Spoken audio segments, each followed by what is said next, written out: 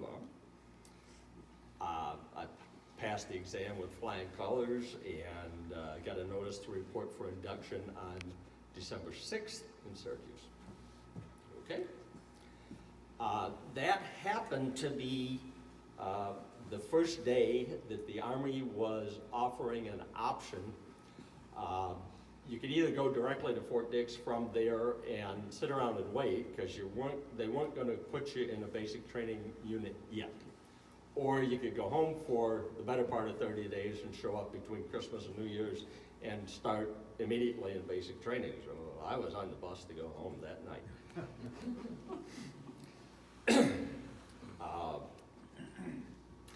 I was assigned to Fort Dix for basic training for 8 weeks. Fort Dix in January and February is not too pleasant, as you might imagine. I ended up with pneumonia. There was a lot of upper respiratory infection going on. Mine developed into pneumonia, so I lost 3 or 4 days in the hospital. But I was able to get back in my unit and catch up with the graduation part of that. I was then assigned to Fort Jackson, South Carolina for AIT. I think the generic version of AIT is Advanced Individual Training, but in reality it was Advanced Infantry Training at that time. And that's another 8 weeks. But it was warmer in Fort Jackson than it was in Fort Dix anyway. So. At the end of that session, the Army was offering an option to AIT graduates to sign up for NCO school, NCO being non-commissioned officer. In this program, and it was completely voluntary, you would enter as a pay grade E3 and you would graduate as a buck sergeant E5. And I chose to go that route. It involved 13 weeks of training in Fort Benning, Georgia. And I would say if you're going to have training in the U.S. and the Army, Fort Benning is the place to do it, for sure. I was then assigned to an AIT company in Fort Gordon, Georgia as a squad leader. So I'm not in the rank and file, I'm a squad leader in that unit. And that was pretty much uneventful as well. Subsequent had 30-day leave. I left for Vietnam on November 11th, 1968, and flew to Da Nang.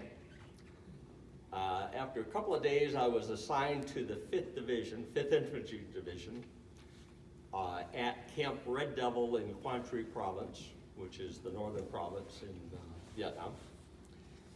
The 5th Division was one of those outfits that was on again, off again.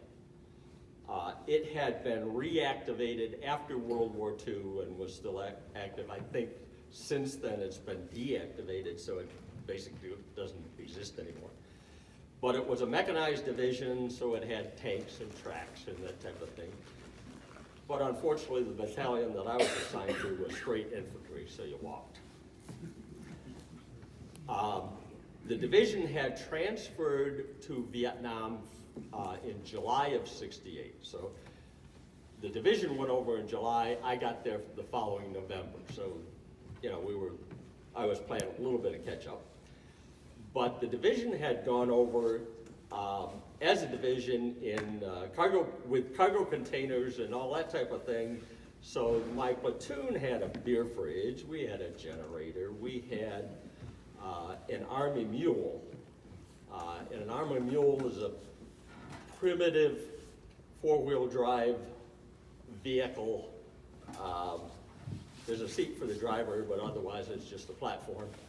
But it allowed us to do things. And after the platoon had arrived in Vietnam, they managed to get over to the adjacent motor pool and procured a 50 caliber machine gun that we weren't supposed to have, but we had it. And that Army mule with a tripod mounted on it and a 50 caliber machine gun on it was pretty interesting. Of course, when I was there, we went through a couple of IG inspections. And if you're not supposed to have a 50 caliber machine gun, you better not have one. So we dug a hole and buried it for a couple of weeks. And so it disappeared. My first couple of months there in Vietnam was probably minimal activity, and thank God it was. Gave me some time to get my feet on the ground and that type of thing. In late January, I got a letter from my soon-to-be wife, Kate, that informed me that Major Hop Keeler had been shot down, was missing in action. He was later confirmed killed in action, and he had been in the country 11 days at the time. So it was pretty astounding, at any rate. I had visited my cousin and Hop probably in the prior September. When I had been in Georgia, they were at an air base in one of the Carolinas, I don't remember which, and I had gone up on a bus trip to visit them for a weekend, and Hop had been very cordial and taken me to the air terminal and that type of thing. He apologized to me for not being able to take me out on the airstrip, but I didn't have proper clearance and that type of thing. But he took me around the terminal, and they had a number of photos on the wall, which I thought was pretty interesting. He had been training to fly an F-4 Phantom, and there were lots of those in Vietnam, but the one he flew was strictly reconnaissance. It had a camera in its nose, and it basically was unarmed. I can't verify that it was unarmed, but it wasn't the main purpose of the aircraft. They had a picture on the wall that had been taken during training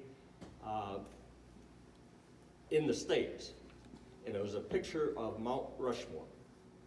Now, everybody's seen pictures of Mount Rushmore. This one happened to be level straight on, and it was an impressive perspective. At any rate, when I got through finishing reading the letter, I folded it up and stuck it back in my backpack, and the first thing I knew, we were in a firefight, so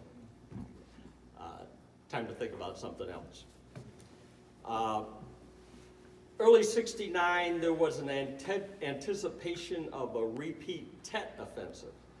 The Tet offensive had existed in the spring of '68, and I hadn't gotten there till November of '68, so I had completely missed that. But there was anticipation that there'd be another one this year too, and it just never happened. But it did cause us to be on high alert for many months.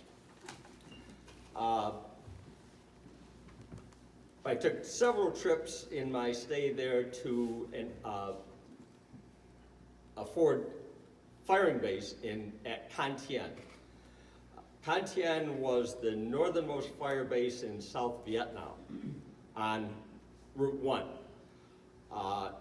It was such that the road between the adjacent fire base and that fire base was insecure every morning. You know, and unless it was patrolled and whatnot, it had to be secured and mineswept daily.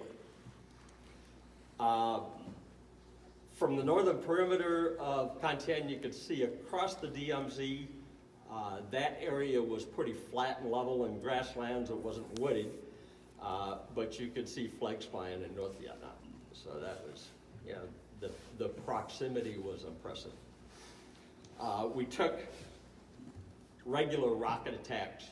The fire base took regular rocket attacks there, and typically the enemy would come set up rockets in the night and have time fuses on them or whatever, so that when everybody got up in the morning and the first thing on your mind is, let's go get some coffee at the mess tent, and everybody's standing in line, here come the rockets. And that was not unusual at all. So you had to be careful about that. Ended up visiting Contian a couple of times. We didn't stay there very long, but it was a secure place to spend the night and pass on. Normally we would go west from there into the mountains and do our thing. There was a mountaintop base that we went to several times, LZ Ann. And that had no vegetation on it whatsoever. It was an isolated hill with bunkers around it. And before you went there, you fired artillery at it for about 3 days continuously to clear away any unfriendlies. And you would go up the hill, and usually it wasn't a big problem. There wouldn't be anybody there. At one time, we went up there, and there was a 2,000-pound bomb that had been not detonated, laying nose down into the ground. But that would have been in anticipation of our arrival, or someone's arrival.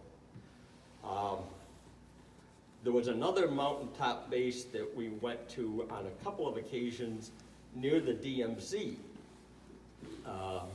On July 31st, I was involved in a firefight there where we were returning to that air base, and at that time, the commanders of the military didn't want people in the area of the DMZ at night. It's too dangerous, so stay away from there. So the regulation was, come nightfall, you had to be at least 3 kilometers from the DMZ. And we were. But when the sun went down, we started walking to the DMZ. So there were ways around it at any rate. We ran into a group of NVA in uniform that were on an adjacent ridge line. It was pretty common for the NVA to come into South Vietnam at night under the cover of darkness. We ended up with several casualties. In my particular case, we were in a platoon-size unit at that time, so 25 people or thereabouts, and the 2 or 3 that were above me in the chain of command all had become wounded.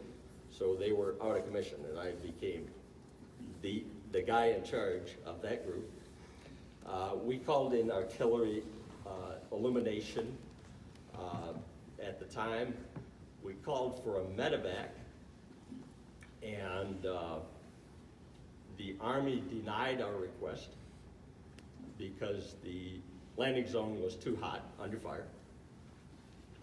The Marines said they would come in. They sent a CH-46, which is a twin rotor, I believe was called a Sea Knight, but it's the Marines and the Navy used that aircraft, but the Army didn't, so I'm not totally familiar with it, but it's similar to a Chinook, but about half the size. At any rate, the medevac landed, we loaded our casualties. Probably it spent a little bit too much time on the ground, and upon liftoff, it got a rocket into one of the engines. So it dropped immediately. So we got more casualties and whatnot. We did regroup with the rest of the companies subsequent to that, and the next morning they sent us a battalion of tanks to take us out of there. So we loaded our bodies and casualties on the tanks to leave. And we were happy to leave there, for sure. Since the division had gone over as a unit in July of '68, in July of '69, a lot of our fellows had finished their tour of duty, we had lost a lot of them from attrition and wounds in hospitals and that type of thing. But in July, the balance of them basically timed out and left. So we ended up with new recruits and unexperienced people and that type of thing. I ended up getting a promotion in August following that July 31st firefight. I went on a couple of R&Rs when I was in country. The first one was to Australia. And I would say, in retrospect, it wasn't a great experience. I do remember going water skiing on an inland river, which I thought was interesting. The second R&R that I'd gone on to was in Hawaii and had arranged for my future wife to come join me there. So that was a little more pleasant, and it was a great experience. She reminded me that during that period of time, we made a phone call home, which was certainly not a regular occurrence. There weren't any cell phones at that time. It was landlines only, or satellites, or whatever. And was informed that Danny Love had been killed. So that was the time frame. The last couple of months I was there, as you get down to 60 days left or something like that, you get referred to as a short timer. And as a short timer, you get an increased level of anxiety. You know, am I gonna make it out of here or not? We had a battalion commander at the time that I thought was absolutely nuts because he kept coming up with suicide missions for us when I was that short. One of them, the particular one, involved booby trapping claymore mines. Oh yeah, we can do that, no big deal. And then about a week later, now you gotta go back and retrieve them. Oh, not so good. My last few days in the country were uneventful. I traveled back to Da Nang. I met a guy in the barracks by the name of Ed White. Ed White was from Penang. I had met him the summer of '67, introduced by another friend from Penang. And the last time I had seen him was getting off the airplane when we landed in Da Nang. So in actuality, we flew back on the same plane as well. That was on November 11th, 1969. My DD-214 is dated November 12th. I did get a call from Fort Drum that was almost a year later. I would say it was probably in September of '69, September 70. And it basically was an invitation to Fort Drum. And I said, why would I do that? Well, it's some kind of a medal presentation ceremony. And I was given an option of yes or no. But my fighting weight in Vietnam was 140 pounds. In September of 1970, it was considerably higher than that. And I didn't have any clothes any Army uniform clothes that would fit me. I opted to not participate. I ended up getting honorable discharge dated 1 December of '73. So that was the very end of my Armed Forces participation. Kate and I returned to Saigon in 2014, 5 years ago. It happened that we were visiting my son, who happened to be in Saigon at the time, and we went to visit him for a month. They had a spring break occurrence type of thing, and we're going on a family vacation, and we all had decided we would go to Cambodia and Vietnam. So it was like 4 days in Cambodia and 3 days in Vietnam. So I didn't have lots of time. I had never been to Saigon before. I had been stationed in the north, and Saigon was in the south, but it was relatively interesting. I had been interested in visiting Da Nang again, but any of the tours that were available that went up the coast to as far as Da Nang, which was fairly far north, went on to Hanoi. So you flew out of Hanoi on your departure. I had no intention of going to Hanoi. It had been one of my priorities to avoid it. Yes. I bought a t-shirt when I was in Saigon. They weren't doing t-shirts in '69, so I took the opportunity.